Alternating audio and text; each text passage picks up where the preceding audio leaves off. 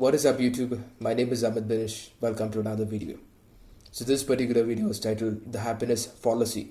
Why happiness I believe is the greatest fallacy, and why people are wasting their entire productive potential in chasing something that is so instantaneous, and why the entire idea of happiness is a market driven fallacy, and who takes advantage of this idea and who is disadvantaged because of this idea. How can we live life that is sustainable, that is peaceful, that is of meaning and purpose and truth, without having to instantaneously go after this idea of happiness that we have inside of our head by chasing materialistic goals and pursuits that are of no meaning whatsoever? And why do people go off in random tangents of compulsive behavior for the attainment of this instantaneous pleasure? And what is the entire idea of happiness in the context of human civilizations? So let's get into the video. So first of all, I'd like to talk of what the real meaning of the word happiness is and its misrepresentation within civilization. So happiness is this one umbrella word. People use it all around. People dispose it whenever they have the situation, and whenever the situation just turns out the way they want it to. So people define happiness as the umbrella of all positive emotions that have happened in their life from the day they were born to the day that they're speaking that particular sentence. The umbrella of all positive emotions. So not all positive emotions are productive to human intention with respect to the particular socio-economic structure or the particular dominance hierarchy. Let's say an instantaneous pleasure might give you a positive emotion, might generate a dopamine-driven positive emotion, but it is not great for you in the long term. Say suppose eating an ice cream might be a positive emotion that is driven with instantaneous pleasure, but it is not something that contributes to a person growing in the long term. You get my point, right? The same applies to happiness. Various emotions and various emotional anchors are attached to the same one word, happiness. So what exactly is happiness? Is happiness instantaneous pleasure that is derived out of material compulsion? No. Is happiness the pursuit of living in the moment and seeking pleasure in the moment? No, I don't think so.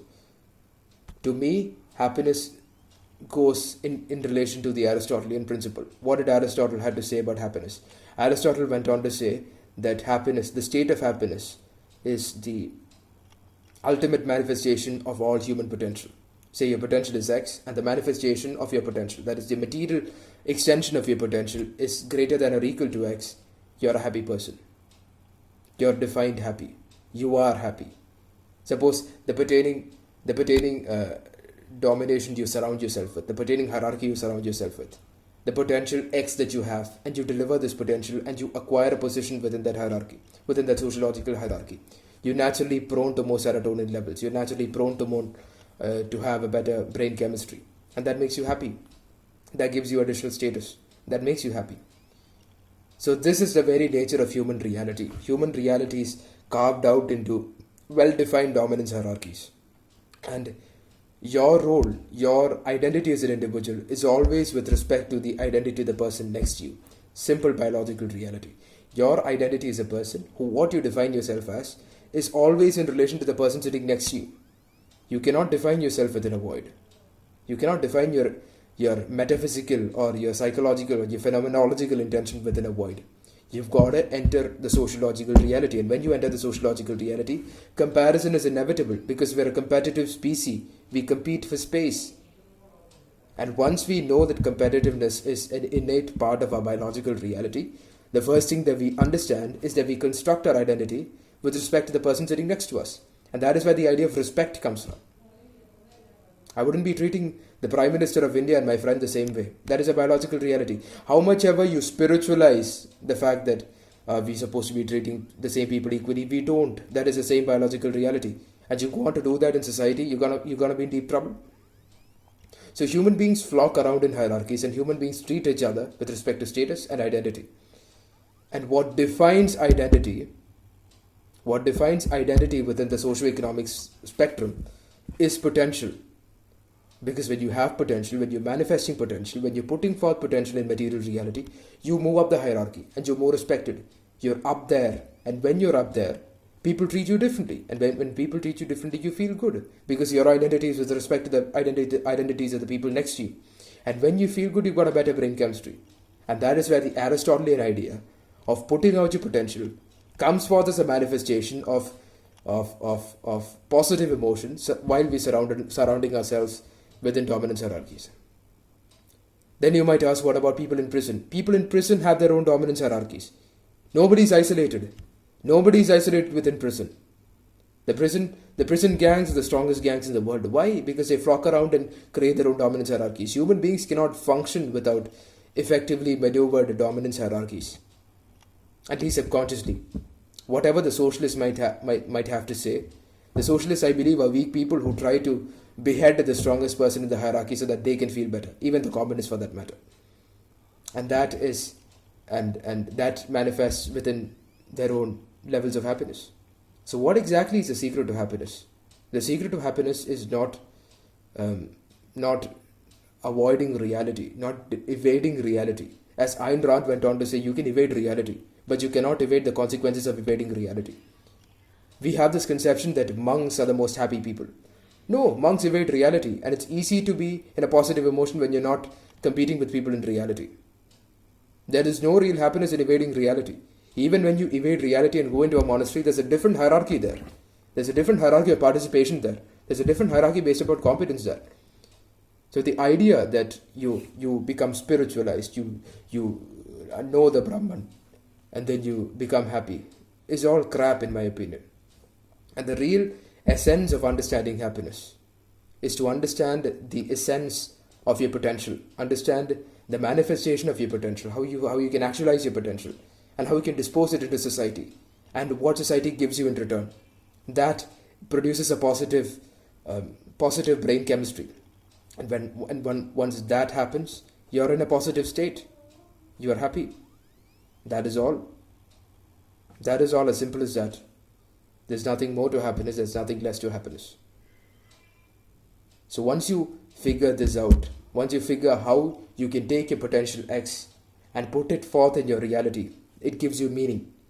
And that meaning, when coupled around with your own truth, and when generated around an order within your life,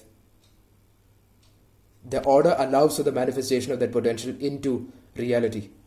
And once the order is consecutively executed day by day, week after week, hour after hour, there's more potential that's going to be manifested.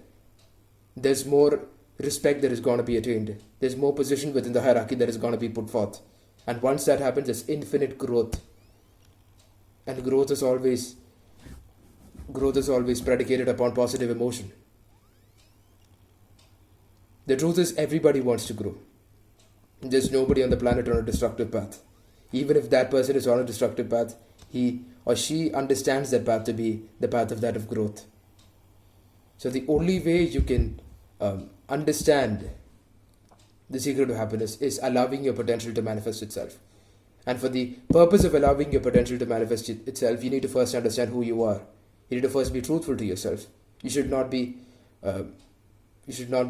playing a fool around with yourself, or you shouldn't be temporarily deceiving yourself in instances so that you can feel good about yourself. No, don't do that. It affects you, it kills you in the long term. So what you can do is to go back, understand who you are, understand the path that you've endured, understand the circumstances that you've overgrown out of, develop potential, develop discipline, develop intention, and then move forth. That is the secret to getting to a certain point. The problem with today's generation, or the problem with any generation when it comes to chasing happiness, is that they're not willing to go back. They're not willing to identify the truth. They're not willing to generate order. They're not willing to, which includes me as well, not willing to create the discipline, not willing to move in the path of truth, not willing to be courageous, not have the audacity to speak the truth, not have the audacity to decondition themselves and the crap that they fed while they were children and as adults by society, so that society can condition themselves into their own dominance hierarchies. And once you develop the audacity to do all that, there's no real reason to chase happiness. Because your reason for chasing happiness was because your life was miserable. As Mark Manson went on to say, the need for positive emotion is innate and negative emotion. Because if you are required of positive emotion, then you're dependent on positive emotion, then your life isn't positive in the first place. And why isn't your life positive? Because things don't happen to you in a way that is in alignment with who you are and what you represent. And why don't things happen that way? One, it could be social conditioning. Two, it could be social expectation. Three, it could be instant validation. Many reasons. So it is necessary that we understand the truth of who we are, understand the reason for our existence, understand the meaning that is guiding us, understand the relevance of order, understand the potential that we are, understand the way we can manifest that potential into reality by discipline, consistency, modeling, whatever. And then make sure we put forth that potential into reality so that we can move up dominance hierarchies and feel good about ourselves. And don't feed yourself into the idea of isolation equals happiness. No, isolation does not equal happiness. Isolation does not even equal to survival. You gotta depend on an ecosystem. You gotta depend on an ecosystem for survival. The monks might tell you that isolation equals happiness, but the monks depend on their monastery, and the monasteries depend upon external funds, and the external funds come from people who work within the socio-economic spectrum. So I'd like to conclude this video by putting forth the fact that your happiness is your choice, and happiness is not some instantaneous positive emotion that you attain while watching some comedy video, or that instantaneous pleasure that you attain when you're with someone or eating a bar of chocolate. Happiness is what you wake up with. Happiness is the intention that you carry yourself out every single day. Happiness is the meaning that you have in your life when things are not happening the way you want it to happen. And that happiness comes from genuinely looking into yourself, genuinely looking into the truth of who you are, going back into the events that have made you better, the events that have destroyed you, settling all your insecurities, developing order, developing meaning, and allowing for your potential to manifest itself into reality, and moving forth into reality, moving forth into the sociological spectrum, the sociological game, so that you can assess yourself with respect to other people, and provide value for them, and they'll give you respect in return. They'll give you the positive emotion in return. So, and that is where and I also like to attach a small intellectual cue right here, which is the idea that competition is bad, is prevalent in this culture, in every culture in human society. No, competition is not bad. Competition is the root of all innovation. Competition and rivalry generates the best out of people. So people are like, when we winning, competition is good. When we losing, competition is bad. That is the nature of human existence. So competition is inherently good for people to express themselves, to actualize their potential.